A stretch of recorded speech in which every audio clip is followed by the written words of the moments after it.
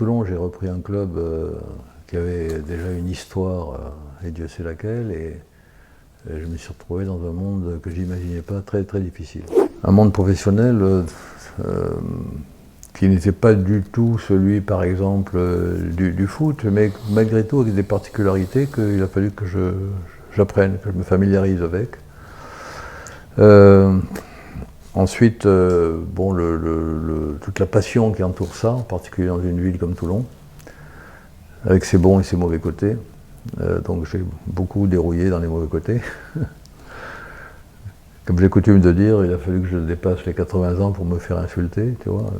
Pas face à face, hein, ça personne n'a jamais fait, mais voilà, donc il y a des côtés surprenants dans ce sport. Bon, indépendamment de cela, j'ai côtoyé ce que j'ai adoré.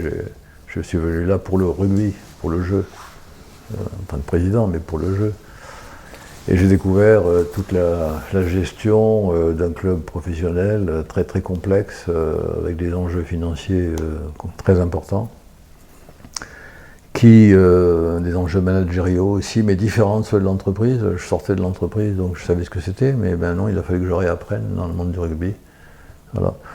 On ne manage pas le personnel d'un club de rugby, on est quand même 160 aujourd'hui à Toulon, tu vois, avec le clubhouse. Donc c'est une grosse machine, mais on ne manage pas ces gens-là comme on les manage dans l'entreprise. C'est tout à fait différent. Pourquoi? Parce que les gens réagissent à des ressorts qui sont différents. Ils sont employés, ils sont cadres, ils sont tout ce que tu veux, et en même temps, ils sont là pour le club.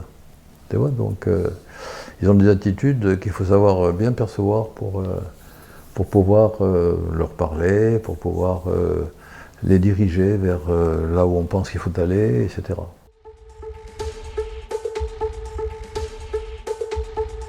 One, two, trio.